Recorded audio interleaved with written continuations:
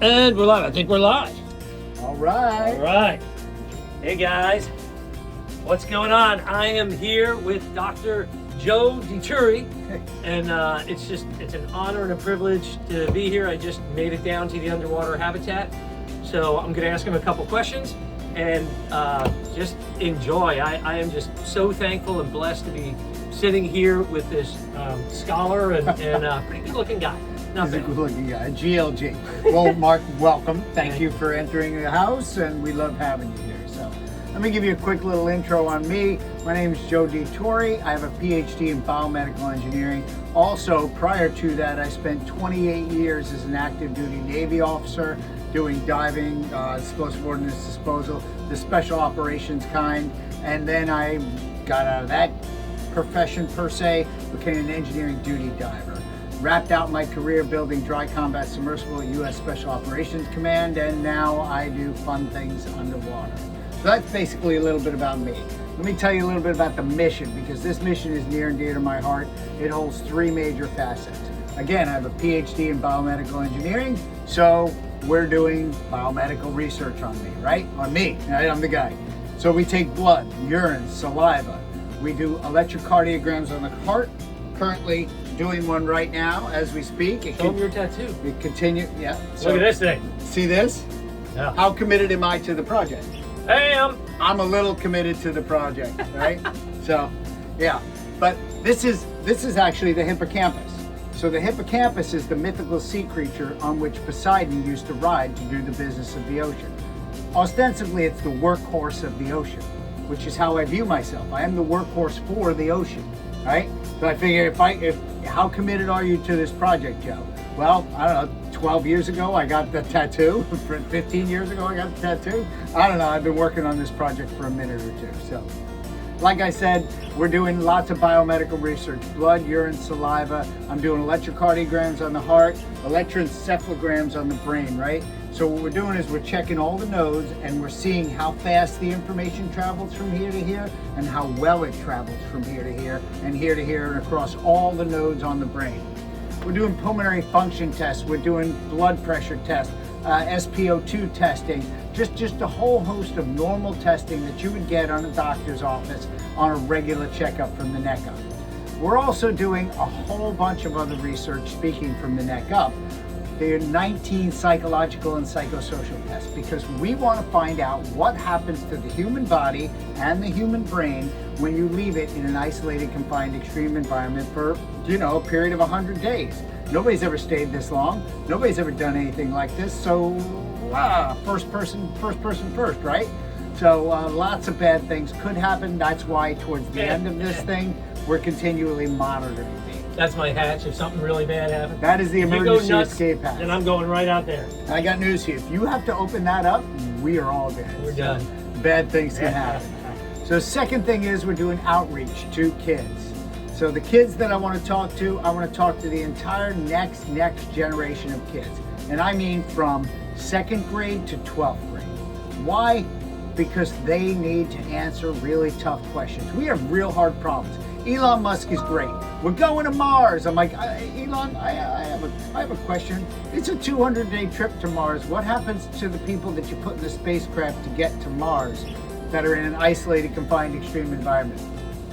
Elon, I have another question. What are we going to eat? Right? Let's be crazy. What are we going to eat? Right? Like I'm a guy. I eat like 5 times a day. Right? What are we going to eat? What are we going to drink? How are we going to get along? Who are we going to take? Everybody's like, well, we got to take a doctor. Really? Okay. Do you want to take a proctologist? Maybe you need one, right? Could happen. Do you want to take a surgeon? All right, yeah, maybe. Do you want to take a surgeon that's also a proctologist? I don't know. Like these are questions that need to be answered. You want a proctologist when things are going bad in the back end, right? So you also want a surgeon when things are going bad and you pulled your shoulder out of joint, right? So these are the type of things that we got to ask and answer. And the first group that's going to go, it's going to be amazing. Oh, by the way, that's a trip just to get there. If the return trip happens, which I don't know, to explore is to go and come back and talk about it. When you go and come back and talk about it, it's a 2-year mission. So forget it. We do not, There's so many questions. We need your help. Let's just put it that way. And you guys are into technology from day one, right? You were born with this thing in your hand where your thumbs are moving way better than mine are ever.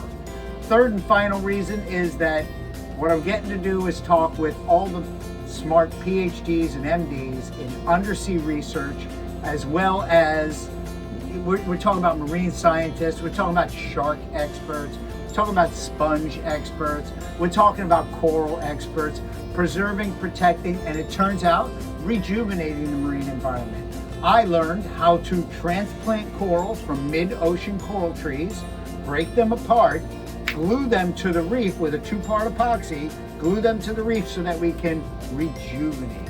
So it's not only about preservation and protection of the marine environment, it's about rejuvenating the marine environment because, look, 60 to 70% of the world's oxygen comes from the ocean. Yeah. And we need to take way better care than we do of this darn thing right now. So that's basically my entire mission. That's the mission. And I'm going to check this. Yep. Don't go anywhere. We're going to check something. Make sure we're still running. We are still running. Okay, let's go on to the next one. So amazing mission, amazing background experience. What about your drive to do this? Right. How did you figure this out when you were in school? How did you decide this was where you were going to go? How did you make that determination? Yeah. So the initial thought process came like this, and this is very simple, although it's a long story. So hold on.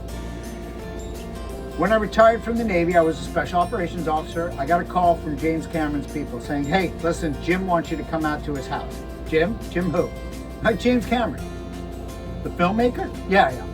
Here's what happened. He dove to the bottom of the Marianas Trench. When he dove to the bottom of the Marianas Trench, he found a sea lice that was 11 inches big. Now, you and I live in Florida. Sea lice are teeny tiny, right? He found one that was 11 inches big. So he recovered it. Well, I went out there to look. I'm doing an intrinsic value for the submersible. I get all the data. We pull the DNA sample from the sea lice that was found. It was a partial cure for Alzheimer's. Wait, let me say that a different way. We had a partial cure for a disease that plagues humanity that existed at the bottom of the ocean. We just never knew. So I said to myself, December 24th, 2012, as I'm writing the report, because it was due on Christmas, don't ask, I have no idea why. Put my foot up on the desk and I says, everything we need is here. We have the yin, we have the yang, we have the dark, we have the light. We have the disease, we damn sure have the cure. Then we have to live in the ocean. Everybody's like, what? Wait, how'd you go from there to there? Like, you used to be smart, you used to do all kinds of good stuff for the government. Now you're talking about living in the ocean? I'm like, no, it totally makes sense. Like, you could see it, right? And in 4.5 billion years of genomic wisdom, the planet's been around for 4.5 billion years, kids, right? And you look at the trace tree of everything, the origin of species, right? Everything originated from what we believe to be, just what we believe, we're as smart as we can get, from coelacanth. From Coelacanthus lathus, I think is the actual genus name.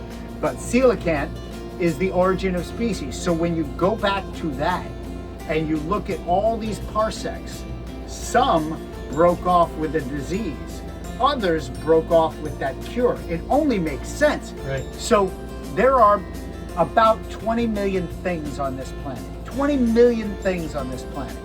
We found about 5 million of them. That's 5 million species of things. There are 15 million out there. So maybe one of them is the cure for cancer. Maybe one of them is the cure for Lou Gehrig's disease. Maybe one of them is a cure for whatever, right?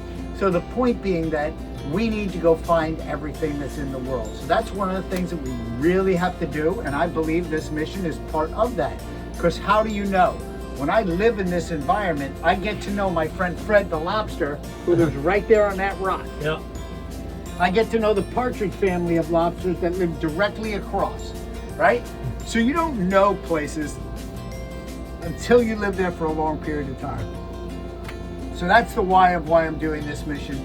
For humanity, it's for space travel, it's for getting to learn to know what happens to the human in an isolated, confined, extreme environment. And it's about protecting and preserving our oceans, because we did such a crappy job with my generation. And I'm sorry. Generation. Our generation. Oh, that's right. You are my Yeah. age. Yeah. Young bucks. There you go. A little tired. Undersea. So talk about the pressure here. What has that been like? You've been here 80 days. Yep. I get to spend here a couple days with you. And what has that been like? So there's two types of pressure, right? There's the physical pressure, 25 pounds per square. Okay, we're back. This is segment 2. We're sending this to you guys in 2 segments. So now we're talking about what it is like to be down here and pressure. Pressure. There are two types of pressure. One is the physical pressure that we are under, and we are under 25 pounds per square inch. If you add up all the molecules in a square inch from the surface of the water to the top of the stratosphere, and you weigh them, they weigh 14.6 pounds, 14.69 pounds, right? So that's all the molecules. If you weigh the number of molecules between the surface and here, it's another 10 pounds, right? The surface of the water and here. So I am under about 25 pounds per square inch, where you on the surface are under 14.7 pounds per square inch, right? So it's a kind of an interesting thing. Now that pressure does a lot of things on the body, physically, physiologically. Helps me sleep a little bit. It helps increase some of the functions in your body. It helps compress your body. Astronauts are in tension. They do not get compression. They grow about 1.5 inches. Aquanauts are in compression. I have shrunk about 1/2 inch, I think, since I've been here. I can't get an accurate measurement because there's no real place to get an accurate measurement here, but we will do that when we get out of here. Tell me I'm going to shrink? I am going to shrink. You probably not so much, so there's that. Nice. So that's the first kind of pressure. The second kind of pressure is that pressure, the thing that we call pressure, which is actually stress. And we measure that in cortisol. Cortisol is highest in the morning. I measure that regularly. And what has happened is my cortisol is through the floor. Cortisol is through the floor. Why? I don't know. Probably because I don't talk religion or politics down here. But realistically, I am in this environment, have other things to do. I'm here to do science. I paid to come here to do my research. So I'm literally paying to be here. No, nobody is paying me to do this. And I'm just trying to live my best life and do the science that I need to do to collect it for mankind. Yeah. Yeah. That's it. So this, when you reflect back on your life, and by the way, guys, we are helping the Neptune 100 mission, and if you would like to contribute to this, we'll show you how you can do that when you're done with this. But we definitely want to help out these types of initiatives, and also help educating the kids, right? That we're bringing here for marine research and growing up the next generation. Many of you that are watching here are going to be the next generation of researchers that are going to take over from this great man and take it to the next level. So what is this, as you're reflecting back on our relatively short lives right now, when you're done with this life and you're reflecting back on what you've done and what you've accomplished, what's that compel you? What would you like, if someone's thinking about you, what would you like them to think about? So start with what Deming said, which is the end in mind, right? So the end for humans is the tombstone. So what do I want it to say on my tombstone, right? Okay. Is that what you're The epitaph. Yeah, the epitaph. We'll do that. I want to make aquanauts and astronauts equipment more safe. It's that simple. I have a goal on my vision board that is exactly that. There's a couple of steps to get there. One is become a world famous aquanaut. Obviously we're done with that right now. Next is to become an astronaut and then make things better. And so I just earned a US patent in a protective mechanism that basically early warns you against hypercapnic stress, oxidative stress, as well as decompressive stress. All three things that you can get while you're at the International Space Station or beyond. And I have a patented device that sits outside the body and will make a better foray into analyzing what goes on with your autonomic nervous system and the stress involved. Wow. That's neat. That's cool. Such a nerd. Oh, totally a nerd. Nerd and a geek, let me tell you that. You guys know I'm constantly calling myself a nerd. I got a nerd and a geek. Oh yeah. We'll see how this works here. And your kids, what would they say about what you're doing here, or what would they say about you overall? Oh, Dad's at it again. There he goes. My eldest was like, of course you're gonna stay underwater. Of course you're gonna, whatever, Dad. That's it. And unfortunately, like you win the hearts and minds of all the little kids and all the other kids and all the people in the world, but your daughters are still like, yeah, you're still an idiot. It's a story of having kids. It's laughable, right? It's like, I can tell you that your dad is cool as heck. I can say your dad is the greatest guy in the world. If you're the daughter, you're like, yeah, no, my dad's an idiot. Yeah. No, I've seen him. I've seen him in his boxers. It's not pretty, right? Yeah. So they know all the stories, so maybe not. But so they just understand that I'm off doing my thing, and that's it, So. Yeah, I love it. Well, thank you very much. Not only from us, from Florida Faith Church, from the International Swimming Hall of Fame, but for humanity. Oh, thank you. Just for your contributions, and I am so honored and humbled to be your guest here. Looking forward to the dive we're going to do together. Go out here. Maybe you can introduce me to the lobster and some of the other things. We'll absolutely do that. We will go see a seahorse if we can find them. We got to spend a little bit of time, and you got to be hovering. Don't stir at the bottom. So we'll get them. Hopefully we'll get them today. Hopefully we'll get that seahorse today. I've seen him a couple of times, but it is a long look. All right. Dr. Dituri, thank you so much. Thank God you. bless you. Thanks for coming. And no, thank you guys for supporting and sponsoring. Everything changes on a daily basis down here. So if you want to tune in on Dr. Deep Sea, we'd love to have you. We'd love to have you follow us, and we're posting daily. That's it. All right. Thanks. We'll see you when we get back. Peace. Peace out.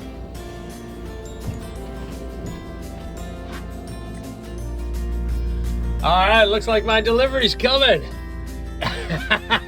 Yeah, man. Here it comes.